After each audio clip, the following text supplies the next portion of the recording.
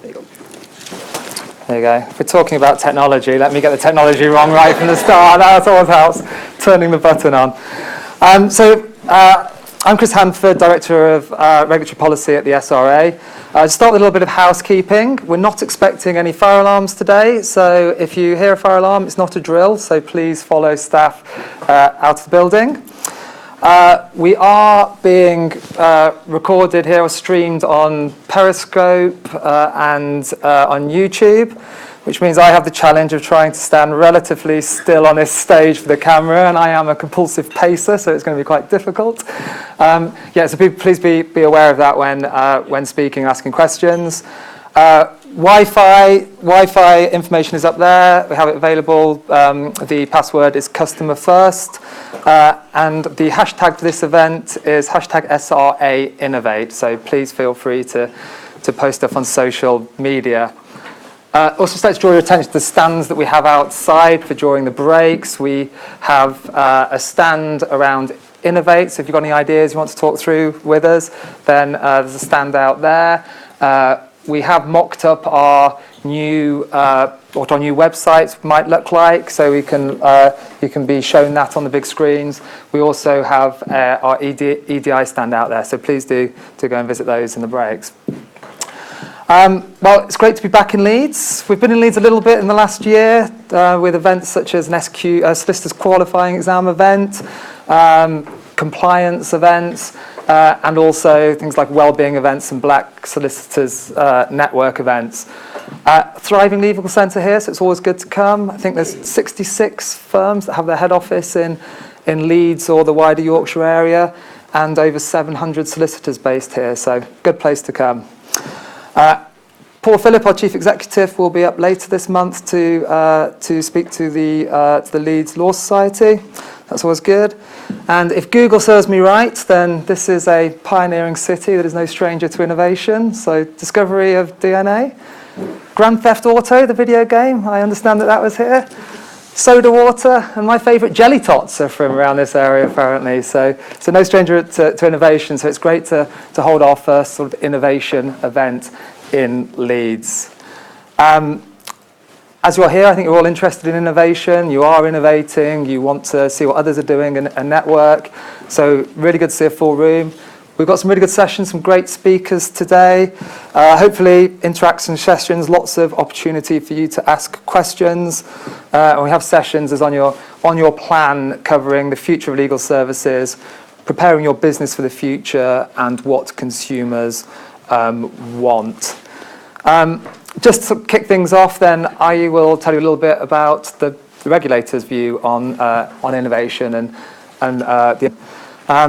we're trying to modernise and improve as a regulator as the world, the environment we operate in changes around us. So we want to be a really proportionate and targeted regulator that supports innovation, supports growth. We think this will help us keep our legal centre as one of the envies of the world, and also really help people, businesses get the services that they want and that they need.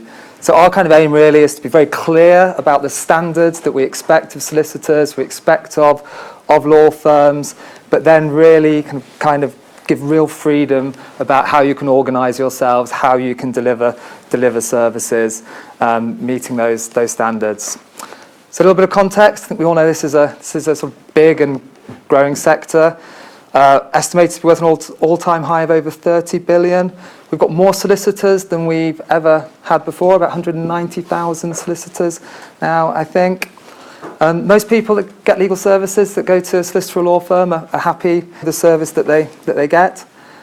And we're increasingly seeing lots of innovation in this area, faster in some places than others, and we're going to hear a lot more from our speakers about some of the things that are going on. But we're seeing new service delivery models, structures, and processes. A few examples: we're seeing more online services, no real surprise there. More things like unbundled services, where the lawyer does part of the work on the case and the client does some themselves. Subscription services. More things like virtual law firms, where lawyers aren't all based in the same office, and flexible working. more use of, sort of paralegals and lawyers by law firms and general counsels on a flexible basis, bringing them in as and when needed. So things like data-driven case management and workflow systems, and technology being used in things like research, document production, etc. So there's quite a lot going on out there. And what's driving this? Well, I think all sorts of different things. So demands of customers, of clients, what they want, how people expect to get services these days. New ideas and new money, particularly with the changes that were made in regulatory changes, legislative changes to allow non-solicitors to own and manage law firms. Technological advancements, obviously, and competition, people looking around, seeing what others are doing and trying to match that or get ahead. And that includes from beyond regulated lawyers. There's quite a big sector out there of non-regulated providers delivering legal advice. And of course, there's just firms looking at how they operate and saying, can I be more efficient? Can I do things better? Can I keep my workforce happy and maintain the people that I want to maintain? So, a changing world. We didn't invent this, it's happening, and we're trying to anticipate what's happening and also respond to it. So, I mean, some views, I think one of our speakers just telling us about some of the views in other countries around trying to build walls around the legal sector or around technology and sort of regulate more and stop things from happening. We don't think that's worked very well in history and isn't really the right solution now. And innovation is good for all sorts of different reasons. And I think especially if it can help for us, if it can help people and help businesses access really good quality legal services at affordable prices. It's vital that people can access legal help so that people and businesses can fully contribute to the economy, have successful private lives. And there's some way to go here. Lots of people, lots of small businesses, when they face a legal problem at the moment, they don't get the help they need. And only about 1 in 10, both individuals and small businesses, go to a lawyer when faced with a legal problem.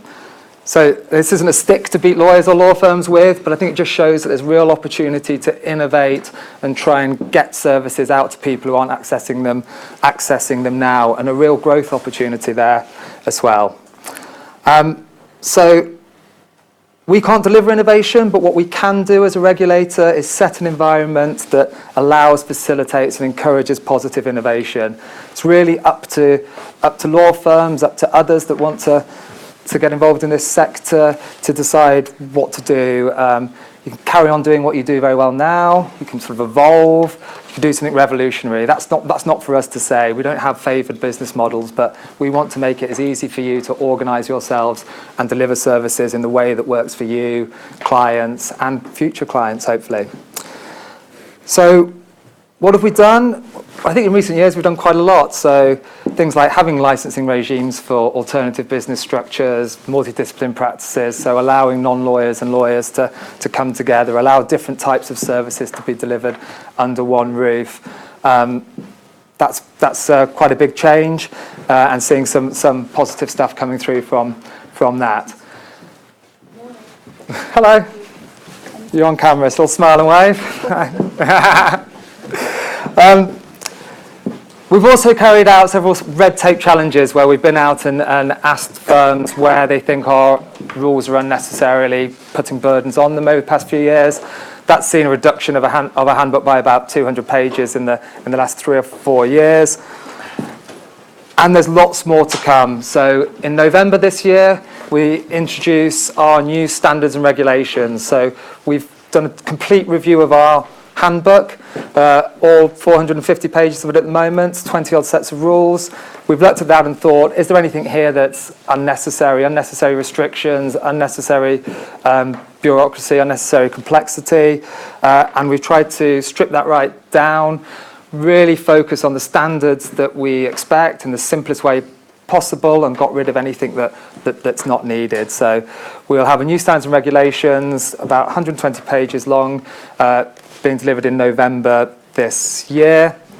We're also giving greater freedom about where solicitors can deliver services. So in different types of businesses, not just law firms, solicitors will have the freedom to work in those environments, delivering certain services to the public. So that's November this year. So lots happening, but you really don't have to wait till then if you've got an idea you want to do something differently. In 2016, I think it was, we introduced an initiative called SRA Innovate. What that basically is an open door policy to innovation. So what we're saying is that if somebody has an idea, they want to do something differently, but they're not quite sure how to do that, how it fits with regulation, don't assume that you can't do it. Come and speak to us and we'll try and work together and see if we can make that work, especially if it looks like it has benefits for consumers and for clients. There's different things that we can do there. We can offer guidance, we can help through authorization processes, we can waive our rules where that's appropriate, and we have something called our innovation space, so somewhere where ideas can be tested in a controlled environment. Just to give you one example, a couple of weeks ago someone got in touch with me on LinkedIn, working in a big law firm, got an idea about how they could go out on their own using technology to get services to consumers more easily and in different ways. Has never set up a business, has no idea about how to do that and how to do that within regulation, has just always worked in a law firm. So came and saw us and said, I've got this idea, what do I do? And we've managed to put her in touch with the right people in the organisation to help her through that. So something very simple, you can do it under our rules now, but just need that support, and that's what we're trying to do. And we have an innovation stand outside, so please do and go and speak to Warren over there if you have any ideas and want to talk to us about that. Finally, I just want to draw your attention to a new initiative called the Legal Access Challenge, which we launched last week in partnership with Nesta. So we are running a competition to try and find technology solutions that help individuals and small businesses understand and resolve their legal problems.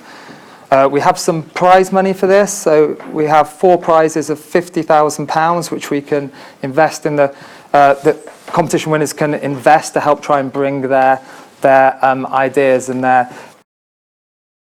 So a little bit of whistle-stop tour from the SRA on sort of why we think innovation is important and why we hold events like that, like this. So I think now we will move straight into the first panel session. If I can invite Carl, Darryl and Nicola up to the stage. This is a panel session on breaking down barriers, the future of legal services.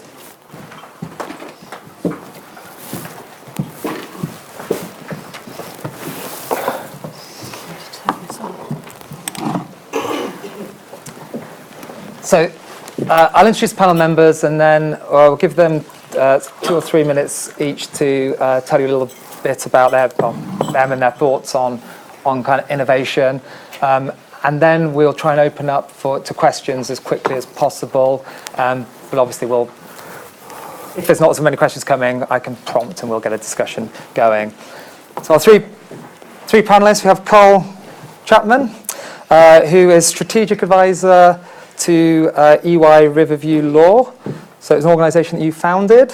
Well, I didn't quite found EY, although... No, sorry, Riverview Law aspect, yes. And Carl has experience of setting up and growing innovative companies in all sorts of different sectors. Carl is also non-executive director of a software company that applies AI to case management and document and knowledge automation. Good morning. Oh, good grief. Hey, that's better. We have Nicola Tulk, who, as I mentioned, she's the program manager at Nesta. Nesta being an organisation that tries to use and foster innovation for the public good. She's running the Legal Access Challenge, history and actuary, and spent 10 years advising in which firm was it? Willis Towers Watson, so from one regulated industry to another, insurance to legal. Hi everybody. And then we have Darryl Kirk. So Darryl is founder at Gunnar Kirk. innovative and fast-growing commercial law firm, winner of large law firm of the year at Law Society Awards last year. Also, I know that we're going to have a very flexible working environment, and Daryl has done all sorts of different and interesting entrepreneurial activities. I was having a chat with him just before about the pub that he used to own, which is fascinating. I didn't think you'd focus on that one, actually. Wow, it's good. And Daryl has a book out around innovation, to innovate or not to innovate, around innovation in the legal sector at the moment, out last week, I think. So, shall I start with Daryl and then move this way along the panel? So, if you just kick off with sort of general introduction and what does innovation mean to you, and examples of your experience of innovation. Yeah, actually, I'm delighted to see so many here, because it shows to me that it is a really important topic, and I think it is a critical topic for our industry. I think you look back over the last 10 years and you've got industries changing because of Uber changing the travel industry, Amazon the retail industry, Airbnb the holiday industry, and 10, 15 years ago those companies were just not heard of, and they've really changed those industries. And I do feel that legal industry is very slow to change, and we are playing at innovation and not really grabbing it. So my kind of experience was probably in the larger law firms in particular. So when I was, 14, 15, I'm a passionate lawyer. I love being a lawyer. I love being part of the industry, and I always wanted to be a lawyer. It's not quite true. I wanted to be a footballer, actually, when I was about 14, and my father, it was different in those days, wasn't it? My father said, you'll end up running a chip shop if you play football. So I did. I lost. What pub? Yeah, that's right. So, but actually, I became passionate about being a lawyer. And probably like lots of you, I was at University at Leeds. And then I did a master's in London, and I absolutely loved the law, and I loved the idea of serving. I did everything I could. I joined the debating, the free representation units, citizens advice bureaus, just everything I could, because I really felt that being a lawyer was serving, and that's what I really enjoyed doing. But then I ended up in very, very large law firms, global law firms, national UK law firms, where the life is sucked out of you, in my view. It's absolutely sucked out of you. So, it damages your marriages. It takes your personality away half the time. It's a very, very tough existence. And actually, and I can say it because I've been through it, and my youngest son is now a lawyer, just qualified with, I'll tell you the name of the firm, actually, Slaughter and May. And I never get I go to London, and I can look if I see him at 9:30 on a Wednesday evening for an hour before he goes back to the office. It's just a dreadful existence. When I started, you did about 1350 hours a year. Now when we're recruiting lawyers, they're generally expected to do 1750 hours a year. A lot of the nationals will be expecting over 2,200, and we come across US law firms where they expect 3,000 hours from their lawyers every year. It's just a terrible existence, and in my view, that culture can't change. I think it was the Dalai Lama that said, we don't know the meaning of life, but we do know the purpose, and that's to be happy. And you can't be happy in an existence like that. You can be well paid, but you can't be happy. So that was kind of what drove me to want to break away and start something that was very non-traditional. And we started that in 2010. There are nearly 400 people. There are 230 lawyers in it. We have an operating partners and consultancy in it. We have other businesses in the group as well. And it's a very different model. But the key is that lawyers design their own lives. They make their own decisions. And that was absolutely the driver for me, innovation. And we always say, when I first started, someone said, you can either be different or you can be the best. And it's really difficult on day one to be the best. So you have to be different. Now we try to be the best, and we continue to try to be different. So there's a real process of innovation within the organisation to take us to... Because I imagine that won't be familiar to everybody in the room here. So Nesta is an innovation foundation. Most people don't understand exactly what that means, so I'll explain a little bit.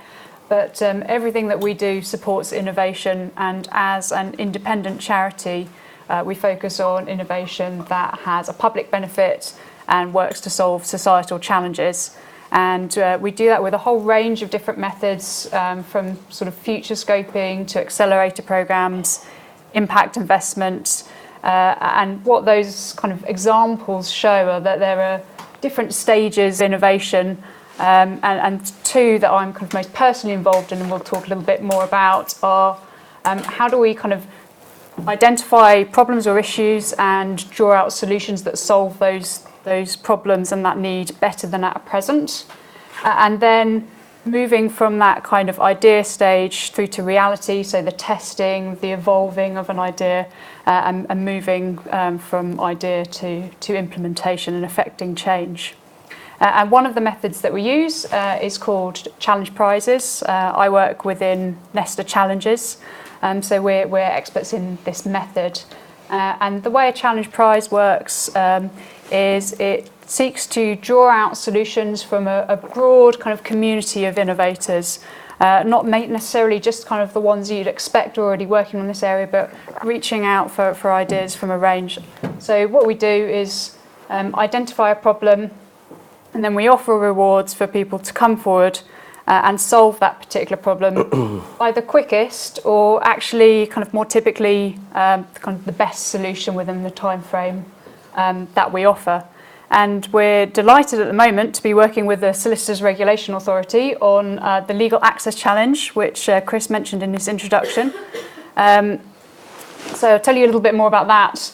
The problem that's kind of underlying the Legal Access Challenge is that the majority of people that have a legal problem or need don't actually get help resolving that problem. So I think only 1 in 3 get any help from any kind of expert advisor, and that includes all types of expert advisors actually. When you look at solicitors or barristers, it's only 1 in 10 individuals or small businesses actually get help from those types of professional. And there's a number of reasons kind of underlying that around kind of affordability and accessibility. Darryl already kind of mentioned that in other sectors we've seen technology kind of really transform those other industries. Digital technology can offer convenience, choice, instant access, can really kind of improve accessibility, affordability for customers. And I think he's right to say that change is much slower within the legal services industry. And there certainly is development that we're seeing in legal tech, but more focused within the sort of corporate law, within the larger law firms. And what we're not so much seeing is that improving the experience of individuals and small businesses and the way that they access legal services. And this is what we want to focus on with the Legal Access Challenge. So what we're looking for is solutions that directly help individuals and small businesses to understand and resolve their legal problems. So I'll break that down just a little bit. Our focus is on helping individuals, small businesses. It's that marketplace, not the kind of corporate marketplace. It's directly helping them. So this is about the kind of interface between people and the legal help that they're getting. How does that help them kind of understand their issue? Idiot not to succeed in IT training and IT recruitment during the 1990s. Because the growth in that market, we went with the trends, and therefore we were able to grow it to 2,500 people, 500 million turnover in 200 locations. The next business was a managed service business in employee relations, where large organisations outsource to us their employee relations activities, not payroll, not consultancy, actually the day-to-day employee relations activities. And that business was bought recently for 3 years ago by a private equity firm. We set up Riverview Law in 2010, and it's interesting, the only reason we set up Riverview Law is because customers of our other business asked us to do legal work. And there's a really interesting message there where customers ask you to do something. It shows their dissatisfaction with the service they're receiving. So we were an HR business and in doing a lot of employment work, and they asked us to do their employment law work. So the creation of Riverview Law across that piece. And Riverview Law was bought by EY last year. And the other business is a technology business in automation, which is one of the next big trends. And I think it's fascinating, picking up on, Darryl, the point you made about the legal market being slow to change. I think there's something we should all recognise. The changes that the legal market is now going through have impacted every other sector over the last 30 years. So a lot of the changes that are now being wrought on the legal market have occurred in other sectors and have occurred in other functions in organisations over the last 30 odd years.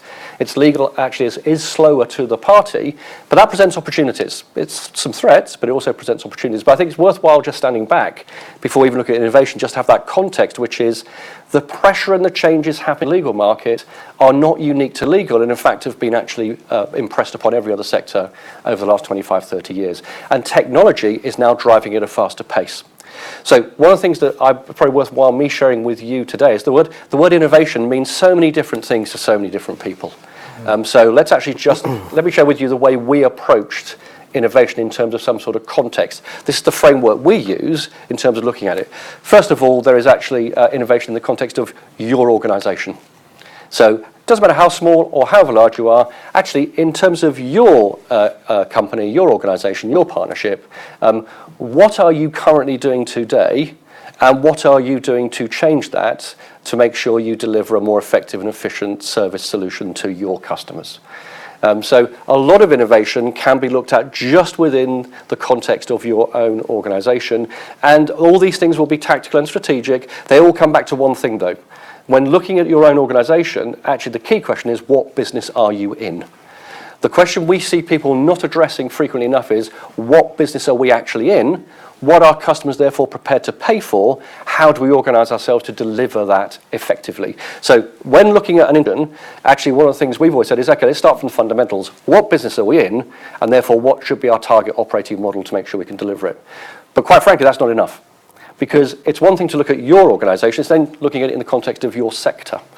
So I may be organisation A, and I may be working in this particular way. Actually, what's happening? What can I learn from what else is happening within the rest of my sector, my peers? Where are we seeing people do clever and innovative things? And by the way, innovation is not just about technology. A lot of people seem to confuse the two. Technology is critical to this, but it's not just about technology. It's about everything else, the way you recruit people, the way you retain them, the way you actually deliver management information. So technology is a key part of this, but actually there are many other things. So one, your organisation, but two, then what's happening in the rest of the sector? And of course, you then get to the challenge that you've both identified. The sector is actually quite slow. So maybe you're not going to learn many things from what's happening in the sector. So actually you need to go beyond that. What's happening in other sectors? A lot of the things that we've done in all the markets, I know nothing about recruitment before we set up a recruitment and training business. Knew nothing about HR managed services before we set up an HR managed service business. Knew nothing about, well, apart from I read law, I knew nothing about law until we came into the legal market. What's interesting is the outside perspective is really powerful because you don't come with any baggage. So one of the things that we did very well, I think, was actually have a very powerful market horizon scanning exercise, which looked outside of legal to other sectors and other functions. What's happened in the finance sector? What's happened in the sales function? What's happened in HR? And actually, a lot of those functions are well ahead of legal in terms of the way they use technology, the way they use data, the way they manage their stakeholders. There are some bad examples of it, but there's some really, really good ones. So you start with the organisation, what business are we in, and target operating model. Look at the sector, actually see across the sector what people are doing. That's not going to be enough in legal because legal's so far behind. What's happening in other sectors and other functions? And you referenced Uber and various other people. There are many, many you can actually look at in terms of actually the activities going forward. But the key thing, apart from that, and this is the one that is a big driver, and it goes back to your interesting comments about regulation. When we set up Riverview Law, we set it up for one reason and one reason only. Customers asked us to do legal work. The big drivers of change are the customers. Because I think it's interesting, your comments about smaller companies and individuals not having the ability to access legal support effectively. Medium-sized and large corporations can't. I mean, what's interesting is the supply chain in the legal market has created a situation where either people can't have access to it or indeed customers are doing it themselves. Look at the rise of the corporate legal departments in large organisations. The only reason you've seen the rise of the corporate legal department in large organisations is because it's cheaper for them to employ lawyers than it is to use law firms. So I think what's fascinating is the customers are now starting to drive change quite significantly. So the best thing that we did, if I look at all the things that we learnt in every sector we've been in, but particularly in the legal market, the customers have driven virtually every innovation that we've actually put in place. Because if you listen carefully to what they say, they actually tell you what they want. Now, sometimes what they want is just undeliverable, and you have to be frank about that. But actually, the customers are the big drivers of change. So in terms of the framework we used, which hopefully just gives a context for people to look at things more broadly, is A, what business are we in? And therefore, what should our operating model be? B, what are other people in our sector doing? Let's see what we can learn from them. And some good things going on in pockets, and actually, but recognise it's a bit far behind in legal. C, actually, what's happening cross-functions, cross-sector? What can we learn from other areas and other trends and other markets? And then critically, the customer. The customer is the key to everything because they pay the bill. And understanding what they need and how you can organise yourself gets very, very interesting. And the only final thing I'd say on this is, and you touched on it, Daryl, wow, what a great opportunity to be in the legal market. We are in a most powerful position globally. And I think this goes back to the question about what business are we in. In a sense, I feel sad that I'm now so ancient and so old, because I look at my daughters, they have the ability to create global businesses from their bedrooms using technology. So I think what's interesting, you think about the way you define, if you're a small one location in a town law firm serving private individuals or small businesses or indeed large corporations, your actual market is now not defined by your geography.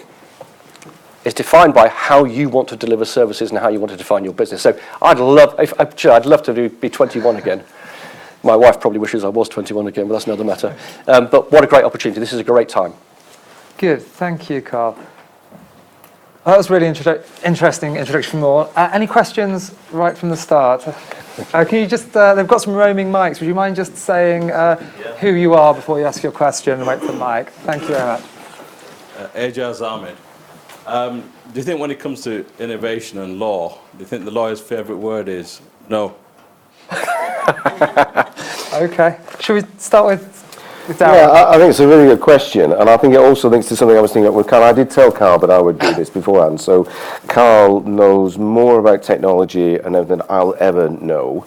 And I said I will also give the balance about culture, which I think is really important. So Carl is absolutely right, I think. So I think come back to the answer to the question in kind of a roundabout way. Carl's absolutely right. This is a lot is driven by clients, but I think there's a step before that, and it's driven by the leader of the organisation. The most important person in an organisation is the person who leads that organisation, and they have to learn. And I think in law we don't teach leadership. We don't. Big law firms, you're a litigator on a Friday evening, Monday morning, you're running a £100 million law firm with no training whatsoever. So it's really difficult for us. And actually leading is really, really important, because then by leading, you have to bring people with you. If you don't bring people with you, you're just going for a walk. So you've got to actually change the culture to bring people with you. And then to do that, once you've done that, then I think you'll really work better with your clients. So I think it's about, the answer to your question, what I'm trying to say is, I think it's about culture. You're absolutely right. We do live in quite a negative environment, and the leader has to change that culture completely. We have a mantra in our business where we say there's no such thing as failure. The only failure is not trying, and it is absolutely right. So we actually I couldn't tell you how many times we failed. It's hundreds of times, but we never stop trying, and we learn from it. Okay, Nicola, have you learned anything from the discussions that you've been having with the various players in the sector from around the world? Yeah, I mean, as part of the kind of preparation part of the Legal Access Challenge, we've spoken to various different people in trying to kind of understand the context, and actually this kind of like risk-averse nature is something that has cropped up. And I remember seeing results from surveys that kind of quite paradoxical in that particularly amongst younger lawyers, the people surveyed were recognising that kind of change, and particularly technology, offers real opportunities, but there was also quite a kind of like reluctance about that and worry about the disruption that might bring. But I think of the people that I've spoken to, those that have kind of left the greatest impression on me are the innovators who are kind of really inspired by driving change and creating legal services that work better for people. And those people see kind of this change and innovation as an opportunity. It's not a threat. They're seeing it as a way to bring about something better based on either kind of their personal experience or seeing the experiences of their clients, friends, family, and it's those sorts of people that actually they're making things happen, and they're not afraid to try something, to fail. As Daryl says, I wonder if there's a little bit of an aspect of something like legal services the consequences if you get it wrong, it does impact people in quite a severe way if they're not getting quality advice. And so I think maybe that can lead to people being a little bit more risk averse. But actually, if the alternative to sort of saying no and not innovating is that we're not seeing the improvement, we've got this situation where so many people aren't getting the support they need, actually it's a worse thing not to try than to take the safe and cautious option. Thank you. Carl? Culture is absolutely key. And there's no doubt that the legal education and training infrastructure and the way people have been brought up doesn't encourage an innovative culture and environment. Lawyers need to and want to be 100% right. Life ain't like that, particularly in an innovation environment. It may be when you're trying to give very specific legal advice. But when you talk about innovation, culture gets very critical. And I think, is everyone aware of the phrase MVP? MVP in product development, technology development, innovation stands for minimum viable product. Minimum viable product, let's actually make things happen. Let's move things forward. We can not get it right 100% on day one. We're going to make it work. Lawyers define MVP as maximum viable product. And therein lies the challenge, because it delays the point at which things come to market. So it's no surprise that you therefore see people coming in from stage left, providing solutions that customers will buy. So I think what's interesting is it's how the culture is important. And you're right, Dale, to say about leadership in an organisation. And leadership is critical in any organisation, fundamental. I think one of the things that helps a leader is their ability to go back in and say, this is what customers are telling us. This is what we're hearing from them. We have a choice. And I think what's fascinating is it all goes back to what business are we in. Every roads lead back to the same place, because actually that then defines what you're going to achieve. Okay. Can I just add something, Chris? I was thinking, sorry, as I was saying, because... You're not thinking. I was doing some thinking, actually, yeah. I was listening as well, actually. But, Oh, you can multitask. Yeah. I think successful businesses are all about people, process, and product. Your people, processes, and your product. And so you even have to put process into your innovation. So, it is not enough just to say, let's not be frightened of failure. You still have to put process around it to make innovation happen, I think. So, and I talk about this in the book. Is that my first plug? I haven't done any work yet, actually. And we do it in our business, and we've been doing it, and it's terrifically successful. So we have what we call an Imagineering team. And we vary the people on that team. They get together generally over wine, and they chat, and they come up with lots of blue sky ideas. They bring people in from other industries, and they just have a really good time coming up with ideas. But when they come up with a good idea, we then take it into what we've described as the innovation lab, and that is a different part of the business. So we have a young law firm in the business, and we have a vanguard group of lawyers in the business, and we'll take ideas into those groups and tell them to test it. And so they'll test it there. So there is a strong process around innovation. We don't just, stick a finger in the hole and hope for the best and wait for some good idea to come along. There is a real thinking process to get that innovation going. And I think you do have to get that process somehow, no matter what size of business you are, get a process where you're generating those ideas. Thanks. Okay. Yeah, question down. There's a microphone that will come over. Yeah. My name is sorry, Catherine Hodder. Do you have anything... Oh, sorry. Do you have anything to say about affordability? Because, consumers say that one of the greatest barriers in accessing the legal market is the high prices that are charged. So how could solicitors address that?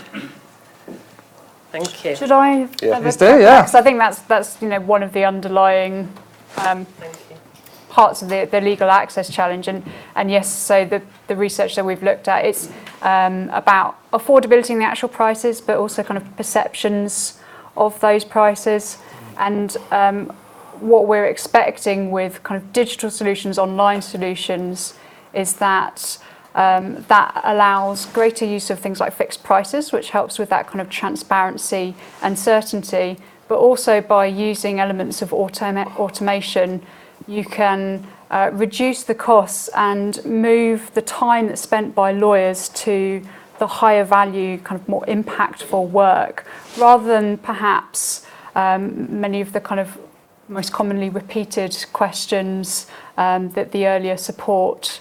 And I think also it can help with just that kind of experience, customer experience, where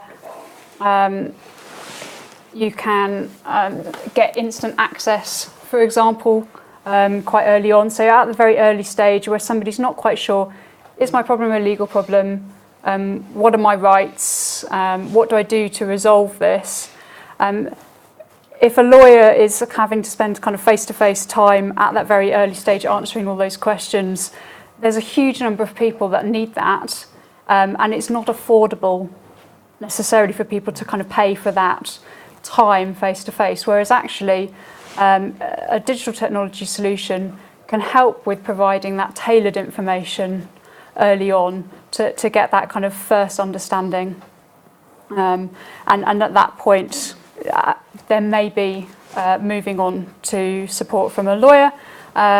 Maybe it's actually, say it's the case of a small business, it's an automated solution which is helping to create contracts. Maybe it's helping people to create a document or appeal, collect evidence for a case.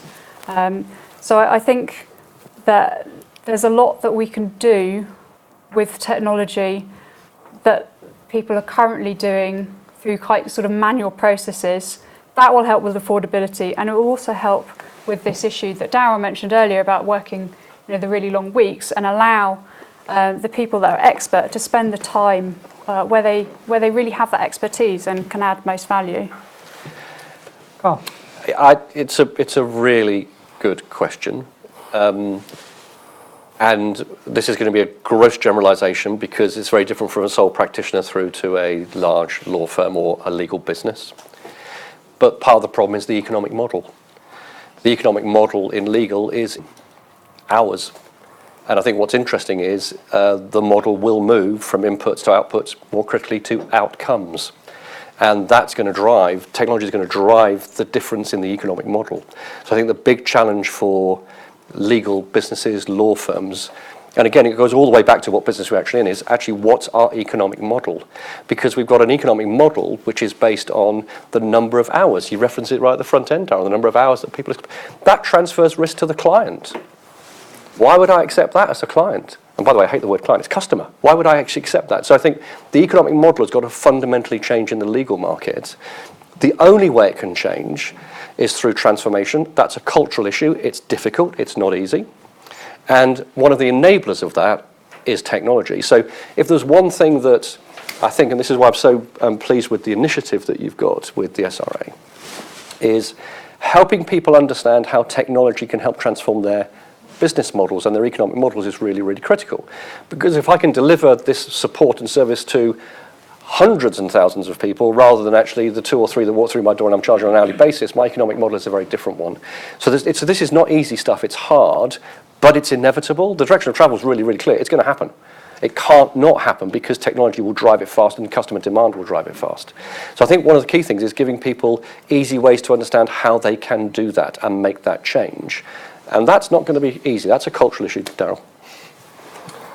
So when we started, we thought that would be one of the biggest issues, and we went out and spoke to, or I went out and spoke to 56 different businesses. Now I do understand we weren't talking to individuals buying legal services, we were talking at SME and bigger.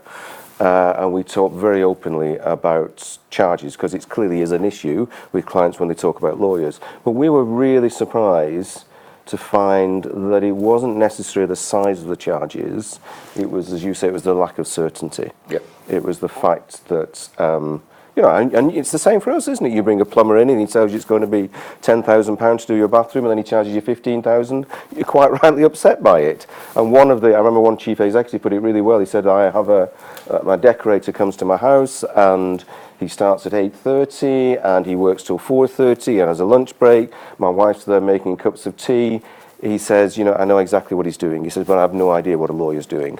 He could be on the golf course, he could be in meetings, he could be doing anything. So when he says it's going to take me 25 hours, then he says, actually, it took me 40, I actually don't know whether that's genuine or not. So we set ourselves up to fail, I think, by using the hourly charge.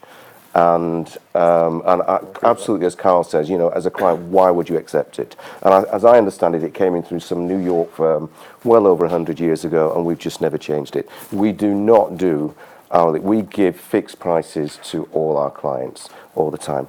And what we say, we work it out, so the lawyers will set their own hourly rate, what they want to charge, what they want to pay for internally. We have software to do that. It goes to the client and it's a fixed fee.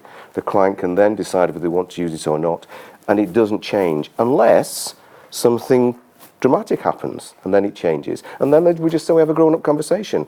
So our lawyers, on day one with our lawyers, we teach them to become business people very early. Yep. So they're very grown up about the conversations they have. And as a result of it, and I think as lawyers, I did the same. We don't want to talk about fees. We'll leave that to the end, and then we'll have this little bit of a bun fight at the end about the fee. And we probably fall out with the client as we do it as well. But never mind, the finance director's quite happy because we've got a bit more out of it. It's just a completely wrong way to treat a customer. Sorry, go on, Chris. Yeah, I was going to say, use my... Loads of questions. Yeah, it's before I share. Some research that we did shows that that small businesses think that prices are 25% more expensive than they actually are when there's no price information provided at the beginning. So that transparency point is really important, I think. Yeah, over here, thanks. Right, I understand everything you're saying about the pricing. I think that's the way it's going. And certainly that works in commercial work, conveyancing, or anything where you can go fixed fee. I'm sure in this room there's a lot of litigators here today, and we are still driven, the court processes, the assessments, the way the judges assess your costs, it's all driven by the 6-minute units. And so how do you deal with that in terms of fixed price in litigation? It's a really, really good question. And you're right, we've had the biggest struggle in litigation than anywhere.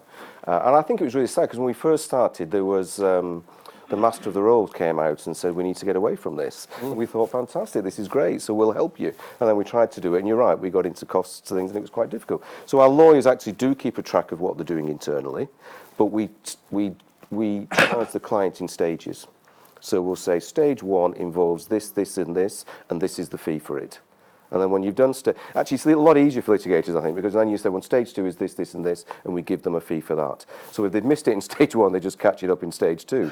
So it is a lot easier. But the client, if I'm a finance director of a company, I really want to know what my costs are on litigation in particular. So we do give them fixed fees, but in stages. The lawyers internally do track their hours for the reasons that you said. In fairness as well to that, obviously budgeting has become a prominent feature of litigation now in various claims as well. So maybe the system is changing a little bit in that, and there is some controlled budgeting, but that's not necessarily for the client. Yeah. That's for overall for what the opposition might be paying if they lose when there's a cost order against them. Okay, there's another question over here.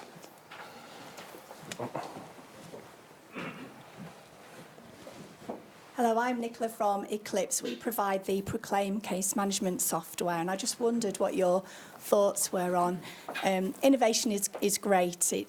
I'm all for that. But how difficult is it for law firms, do you think, to innovate when you've got the court reform programmes left, right and centre introducing their own online systems, pulling possibly customers away from law firms because they obviously want litigants in person to do things themselves, and where's this going to stop? So, innovation is great, but is it perhaps a brave thing for law firms to have to do at the moment when, they're facing fixed fees, whiplash reforms, customers leaving to go and do it themselves? I just wonder perhaps how law firms are feeling at the moment, or, what your thoughts are on that. Anyone want to kick off on? Well, I'm probably not the best person to comment on that, but I would say I think you're always, in any industry, you'll get lots of competition. And I think it was Jack Welch used to say, if you stand still, you just watch your competitors pass you by. So I think you're always going to get different things and different challenges, and you just have to make what you do better. So you have to look at yourself and improve that service and make it better. That's the only thing that I can really add, I think. And I think you always have to go above that and actually say, what are the things which are going to happen anyway, and in that context, what can we do about it?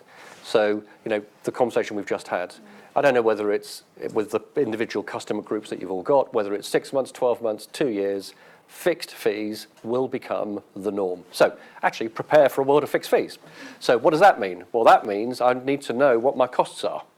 So hold on a second, I need to have an appropriate platform that enables me to manage my costs so I can actually budget appropriately. Well, it also means I need to actually make sure I can structure my workflow so I know exactly if I'm going to charge on stages, which is exactly the way to approach it, Daryl. If you're going to charge on stages, then you need to know actually, well, what is typically our cost per stage? Actually, if I know that data is going to be the big, we're all in the data business. Whether we like it, we're in the data business, right? The ability to have the data to inform the decisions about changing your own business, let alone adding value to the customer's business or the individual's process is really critical. So data is going to be key. Well, hold on, what's my platform for data? Have I got, so the key issues, particularly with technology and with all the APIs and the interfaces that are now available, actually, I think you almost go away from all the noise of these individual initiatives and say, hold on a second, what business am I in? How are things going to change? What are those big themes? And in that context, what are the no regrets decisions I can make now, irrespective of that, which I know I'm going to have to put in place? And actually, all roads lead to two things, data and technology. Can I answer that question? I don't see why not. Controversial, let's go for it, yeah. It's very simple. I'm a retailer. I always have been a retailer. And every day, the tipping point's arriving for retail. Yeah. People are going out of business. But the demand for retail services is never going to disappear.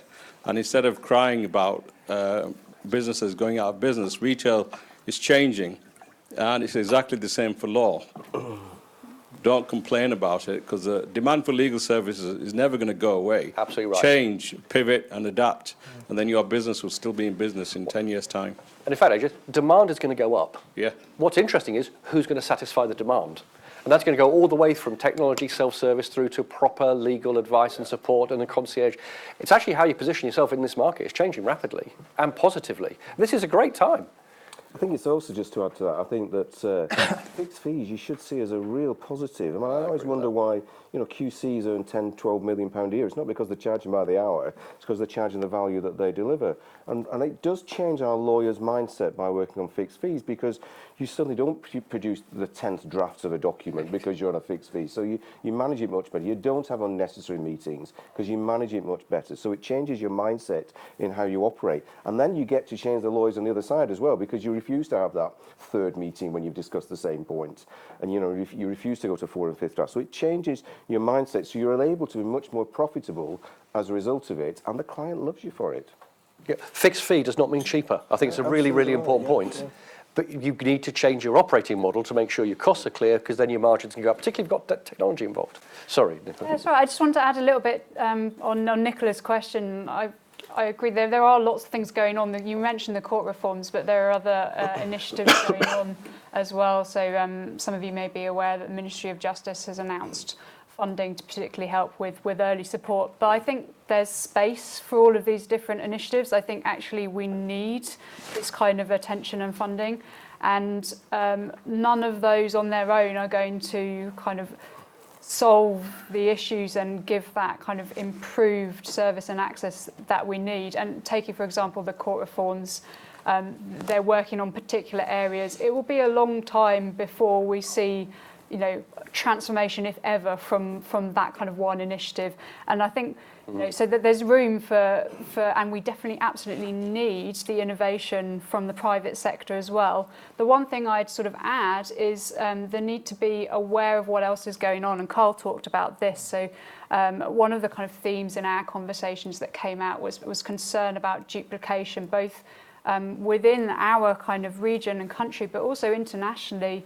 And kind of how can you be aware of what others are working on, so you're not reinventing the wheel, so that you work with others. How do you kind of find out what those resources are? And this is something that we're trying to support with those who are interested in the Legal Access Challenge. So we are trying to facilitate conversations between people that are interested, so that they can meet each other, find out what problems they need, what perhaps support or partnerships they're looking for, and try and kind of reduce that duplication of effort. So absolutely agree with Carl's point earlier about understanding what else is going on there.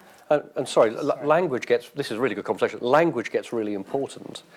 So I think what's interesting, the way we frame things when we're talking about innovation and culture, language is really, really critical. So I'm always fascinated by why we talk about legal technology. It's business technology, isn't it? Why do we talk about legal operations? Hold on, if I'm a corporate legal department, I'm part of the end-to-end, it's business operations. So I think it's interesting, the way we use language also frames and shapes the way we think about things. And if there's a great book that, if you've not read it, please read it, The Undoing Project by Michael Lewis. It is the most remarkable book. It's the only book I've read lots of books twice. It's the only book I've finished and went straight back to page 1 and started again. It is incredible. It's about two psychologists who end up changing the world of economics. It is breathtaking. So can you imagine the economics profession actually being told that they got it completely wrong, and actually two psychologists help them change the entire economic world? And they do. So the Undoing Project, Michael Lewis, because you may think, what's it got to do with legal? It talks about the way you frame things and give people choices, and then the way in which you manage change. It's fascinating. Thank you. It's interesting. I've read that book. It's fantastic. And actually, a lot of our thinking was, one of our values in the firm is what we call nudge, and it's the nudge unit that came out of 10 Downing Street, came out of these economic behaviourists, and it's about winning the hearts and minds of people. You know, not just regulation. Regulation is one thing, but actually winning the hearts and minds of people to get them to change. And I'm just not sure we do enough of it yet. And that was the move from people make rational decisions to actually behavioural economics. And it was the big move, and it was a classic move. It took two psychologists from outside the economic profession to actually identify it. Just come with a question over here, thank you. Darryl, Matthew Clawton from Ollier Solicitors just mentioned nudge. How have you got these people who've joined you from other organisations to adapt to your way of working and to fix fees? And do you have an induction programme, a training programme? How do you get this change of culture? It is a great question. Now, you know, we've now been doing it for 8 years, so we've evolved as we've done it. We didn't get it right straight away, but you're right. To join the organisation now, we have what's called a journey. It's a 7-stage process to join the organisation. And because we don't guarantee salaries per month, I mean, 95% of our lawyers now earn more than they did previously, and 50% will earn 2 or 3 times more than they did previously. But we have to teach those skills. So we have to look at them when they come in. They do aptitude tests, they do business plans, and then we do the last stage, what we call the VTO, which is a vision traction organised, which is an action plan as to how they build their business. And we spend a lot of time with them. They come into the organisation. We then have a welcome academy, which is a 3-stage welcome academy. At the first stage of that, I do the first session, and I say, you're no longer a lawyer, you're now a lawyer and a business person. So we change the thinking straight away, and then we have a check-in on the VTO every week for 6 weeks for half an hour to start to get that changing process. And then we have a development office that works with them throughout. So we've put massive amount of thinking and thought into it, but you're right, it's really difficult. It's really interesting because I was with Vernon Hills not long ago, the chairman of Metro Bank, and they try to be very different. They're having a struggle at the moment, but they try to be incredibly different at what they're doing. And he says the biggest challenge that they have is when people come in from the other major banks, is getting them to think the Metro way. And he says they either do it very quickly or they leave. Okay, is this all in your book? In the book, it's such a good value. From the pub there's a discount rate for everyone that's here. So but it's a really interesting question. Can I build on that though? Because it's a really interesting question. What business are you in? Right, because what's fascinating to me, when I look at you from the outside in, you know, actually what you're doing is you're creating individual entrepreneurs, you're a coaching organisation. You know, if I think about the actual business you're in as Gunnar Cook, you may have me as one of your lawyers who's doing, actually you're in a different business. Yeah, we describe, and you're absolutely right. I mean, look, we're a law firm, we have an operating partners business as well, but we describe ourselves as a recruitment and marketing business. Those are the skills that we need to bring to people. And we have a real, but the lawyers need, because actually I was 25 years as a lawyer. I think lawyers are trained brilliantly technically. We have great technical knowledge. But when it comes to service and things like that, we've not really had that support and that training. So we focus on that. So we bring great lawyers in, and then we focus on how are they better at servicing clients, how are they better at running their own businesses, and that's what we focus on. But this goes back to the innovation thing we were talking about at the front end. It's not just about technology. You've got innovation in terms of the way you recruit people. How many people don't succeed in that process in terms of you don't actually take them through the process? So you take the pipeline of 100 people coming in, how many people actually end up working with you? Sorry, this is just very fascinating. I don't head that part. I mean, I think it's got hard. It's got harder. We've raised the bar, and it's got more and more difficult. I don't know. We're getting. I think we're getting about 15 CVs a week now, and I'd say there's 3 or 4 of those get through that process. Yep. So the innovation there is the front end process, which is key because the people within the organisation help drive it. Interesting. Can I ask a question? So if you're setting up a just setting up a new firm, you're moving from a different sector, these ideas. What are the sort of simple steps that someone can take who's within an existing firm, haven't got lots of money to invest, everybody working flat out on a day job? We quite often get the question of what simple steps can I take in that situation? To be honest, I think everyone should do this on a regular basis anyway, which is as follows.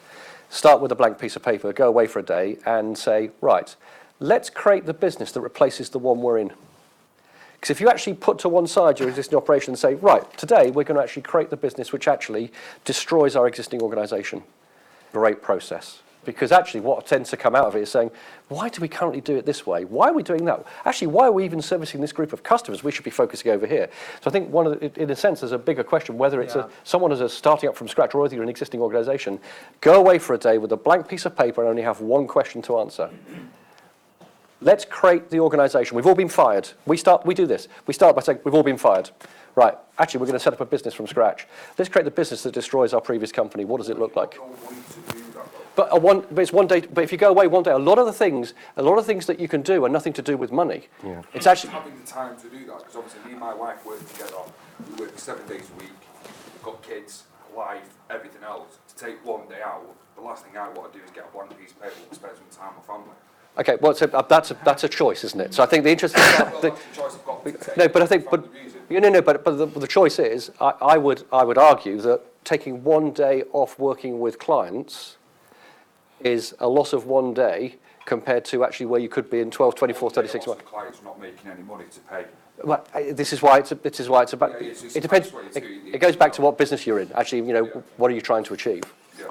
I think just to add to, I think Carl's absolutely right, and I think you've just got to make that commitment. Really good people who run businesses step away from their business and they're on top of the business. Sometimes it's having the money behind you to be able to. Obviously, like you say before, you've got like your teams that do this. That help develop businesses. Look, when we started, it was just me. It was me from my dining room table. It's hard to get moved as a sole practitioner or small firms with 2 or 3 to have that development side of it when you've got to concentrate and cover your overheads basically as well.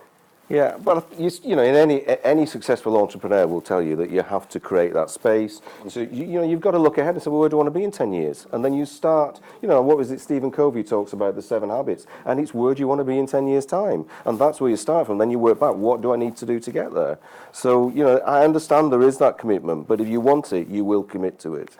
And I think that's the key. There's a really good book I would recommend. It's not your book. Actually, I've got one out. Did I mention I've got a book out? It actually does talk you through a lot of the process of innovation in the book that I've got out. But there's another really good book by a guy called Gino Wickman called Traction. And he talks exactly that, and it's the process that we use in our business. So VTO, the VTO we use is a 2-page process. Where do you want to be in 10 years? Where do you want to be in 3 years? Where do you want to be in 12 months? What are your values? What's your passion? What's your proven process to your clients? And you do it all in 2 pages. It's a great driver for your business. I'll take a bet. If it's not a day, if you did it over dinner for 2 hours, you'd still end up with a very interesting. It ended an argument. Yeah, it ended an argument. That's a different story. We're not getting into that. Yeah. Nicola, is there anything you want to add? Oh, I think it's a good question and a really important point that you're raising, because it is one of the barriers, I think, to why we're not seeing some of the development, particularly this kind of individual small businesses area, because the types of solicitors, law firms that serve that market do tend to be on the smaller size. It's kind of much more fragmented, and it's that kind of resource capacity, both in terms of time and also money. And so one of the ways we're tackling that with the legal access challenge is by offering the funding to do that. I think one of the other things I'd kind of say is to look at the skill sets that you've got to try and kind of better meet the needs of your customers and recognise what those are, and think about partnerships if that helps. So there are lots of technology platforms available that help you to kind of build a solution. You don't have to necessarily kind of be employing lots of data scientists yourself from the get-go. That there are kind of other tools and platforms and people looking for partnerships to do.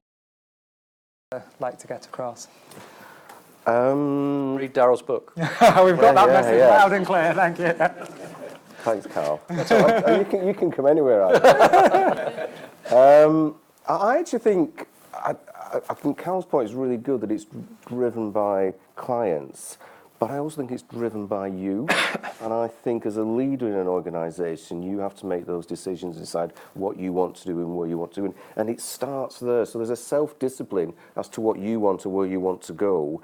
And then you start to bring a caucus of people with you and get them excited and passionate about it. And then I think you build from there. So we talk a little bit about innovation. You know, innovation is not this, it's not just going to appear what we're going to do, you know. And actually, one of the things I would say is one of my clients talks about his R&D departments. He says it means rob and duplicate. So actually, innovation is often about taking other ideas and making it relevant to you or making it better for you. But it starts with you and your own self-discipline and your own desire and your own ambition and your own passion, and then you spread it to other people. Thanks, Daryl. Nicola? Yeah, so for me, I think one of the most important themes that we've talked about is around the focus on the customer, so the customer needs, and you know, what is it that they actually need. And then when we're developing new ideas, testing that, and this is something that is done really well in product design, but may not be as familiar within the legal sector, is getting the feedback from your customers along the way and using that to develop. And so it's a really iterative process. I think that's really kind of important. And plug as well, please check out the Legal Access Challenge. You've got some flyers on the table, so our website is legalaccesschallenge.org. There we go. Thank you very much. Modify, Carl. Do take a look. I'm around for the rest of the day. Come chat to me. Thanks. And I just go all the way back to what business are you in? It's the fundamental question. And whether you're in a business because it's a lifestyle business or whether it's a business that you want to grow to sell, they are two different models. And I think what's interesting in the legal market, we have an income-driven model rather than a capital-driven model. And that dramatically affects the way people view things. I mean, from the outside looking in, the thing that shocked me when I came to the legal market, and this is talking about mid and large size law firms, you know, why would you finance a business where at the end of each year it pays all the money out to the partners rather than invest in the normal things a company would invest in terms of R&D and development? It doesn't make any sense. So I think one of the interesting things is I think I go right back to what's the economic model, what are your objectives, and what business are you in? Brilliant. Thank you very much. It's a really good panel session, good discussion. So a round of applause for our panelists, please. Thank you.